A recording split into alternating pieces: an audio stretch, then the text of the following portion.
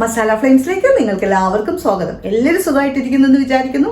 അതേപോലെ ഞങ്ങളും ഇവിടെ സുഖമായിട്ടിരിപ്പുണ്ട്.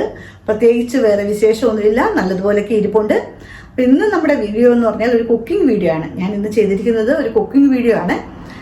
ഒരു കോവയ്ക്ക കൊണ്ടുള്ളൊരു മെഴുക്കുവരട്ടിയാണ്. അപ്പോൾ എളുപ്പത്തിൽ ഉണ്ടാക്കാൻ പറ്റുന്ന ഒരു മെഴുക്കുവരട്ടിയാണ്. എല്ലാവരും ട്രൈ ചെയ്യണം. അതേപോലെ നിങ്ങളെല്ലാവരും സപ്പോർട്ട് ചെയ്യണം. സബ്സ്ക്രൈബ് ചെയ്തും ഷെയർ ചെയ്തും ലൈക്ക് ചെയ്തും ഒക്കെ ഒന്ന് സപ്പോർട്ട് ചെയ്യണം. അത് കണക്ക് കമൻറ്റ് ഇടുക.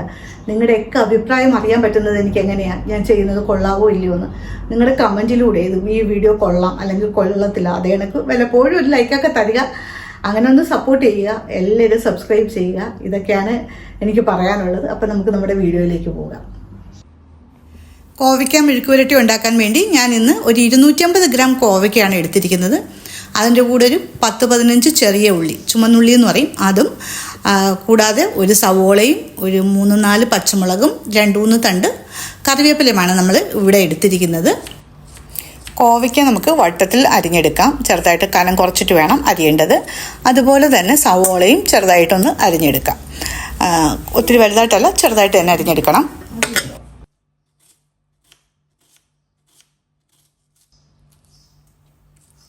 അതിൻ്റെ കൂടെ നമുക്കൊരു 10-15 ചുമന്നുള്ളിയും കൂടി തൊലി കളഞ്ഞ് ചതച്ചെടുക്കണം.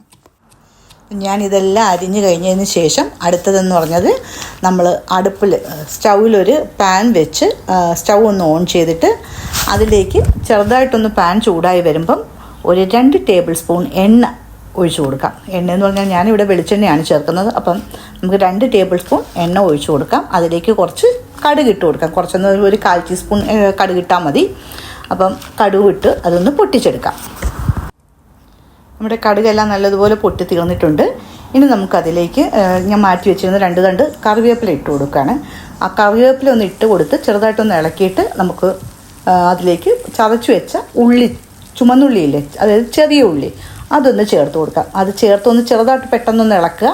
ഇളക്കിയതിന് ശേഷം നമുക്ക് 1 ടീസ്പൂൺ മുളക് പൊടി ചേർത്ത് കൊടുക്കാം. ഞാനിവിടെ കാശ്മീരി മുളക് പൊടിയാണ്, വലിയ എരിവൊന്നും വേണ്ടാത്തതുകൊണ്ട് ഉപയോഗിക്കുന്നത്. നിങ്ങൾക്ക് ഇഷ്ടമുള്ള മുളക് പൊടി ഉപയോഗിക്കാം. എരിവ് ഇച്ചിരി വേണമെന്നുള്ളവർക്ക് സാധാരണ മുളക് പൊടി കിട്ടുമല്ലോ, വറ്റൽ മുളകിൻ്റെ, അത് ഉപയോഗിക്കാം. അപ്പം അതൊന്ന് ചേർത്ത് ഉള്ളിയും മുളകും കൂടി ഒന്ന് വഴറ്റിയെടുക്കുക.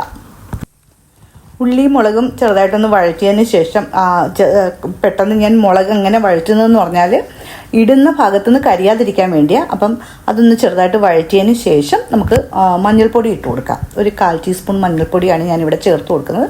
അപ്പോൾ അതുകൂടി ചേർത്ത് നല്ലോണം ഒന്ന് വഴറ്റിയെടുക്കാം. അപ്പം ഇതില്ലേ, ഉള്ളി ഒന്ന് നല്ലോണം വഴഞ്ഞ് വരുമ്പോഴത്തേനും നമുക്ക് പച്ചമുളക് അരിഞ്ഞതും കോവയ്ക്ക അരിഞ്ഞതും കൂടി അതിൻ്റെ കൂടെ ചേർത്ത് നല്ലതൊന്ന് ഇളക്കി യോജിപ്പിക്കാം. അപ്പം ആ കോവയ്ക്കയിൽ നമ്മൾ വഴറ്റി വെച്ചേക്കുന്ന അരപ്പെല്ലാം നല്ലോണം ഒന്ന് ഇളക്കി യോജിപ്പിക്കണം. അതിനുശേഷം നമുക്കതിലേക്ക് നമ്മൾ അരിഞ്ഞു വെച്ചേക്കുന്ന സവോള കൂടി നമുക്കതിലേക്ക് ചേർത്ത് കൊടുക്കാം. അപ്പോൾ സവോളയും കൂടി ചേർത്തിട്ട് വീണ്ടും നമ്മൾ നല്ലതുപോലെ ഒന്ന് ഇളക്കി യോജിപ്പിക്കുക. കാരണം ഈ സവോളയിലും കോവയ്ക്കയിലും എല്ലാം ഈ അരപ്പൊന്ന് മിക്സ് ആവണം നല്ലോണം. അതുകൊണ്ട് ഇളക്കി യോജിപ്പിച്ചതിന് ശേഷം ഞാനിതിലേക്കൊരു 1/2 ടീസ്പൂൺ ഉപ്പും കൂടി ചേർത്ത് കൊടുക്കുന്നുണ്ട്. ഇനി ഉപ്പ് ചേർത്തിട്ട് വീണ്ടും നല്ലതുപോലെ ഒന്ന് മിക്സ് ചെയ്യുകയാണ്. കാരണം അല്ലെങ്കിൽ ഉപ്പ് എല്ലായിടത്തും പിടിക്കില്ല. അതുകൊണ്ട് നല്ലോണം ഇളക്കുക. അതുപോലെ തന്നെ നമ്മൾ കോവയ്ക്ക ഉടനെ തന്നെ അടച്ചു വെച്ച് വേവിക്കേണ്ട കാര്യമില്ല. കാരണം കോവയ്ക്കയിൽ നല്ല വെള്ളത്തിൻ്റെ അംശമുണ്ട്.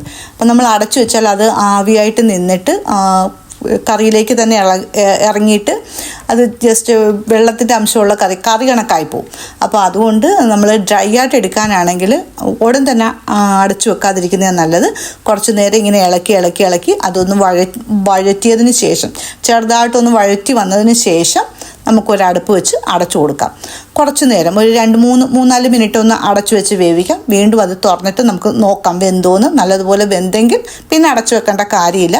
വെന്തില്ലെങ്കിൽ ഒന്നുകൂടി ഒരു 2 മിനിറ്റും കൂടി അടച്ചു വെച്ച് വേവിച്ചതിന് ശേഷം നമുക്ക് തുറന്നിട്ട് ഉപ്പൊക്കെ ടേസ്റ്റ് ചെയ്ത് നോക്കാം. ഉപ്പൊക്കെ കറക്റ്റ് ആണെങ്കിൽ നമുക്ക് ഉപയോഗിക്കാം. അതല്ല ഉപ്പ് കുറവാണെങ്കിൽ കുറച്ചുകൂടി ഒന്ന് ചേർത്ത് കൊടുക്കാം. എന്നിട്ട് നമുക്ക് ഉപയോഗിക്കാവുന്നതാണ്.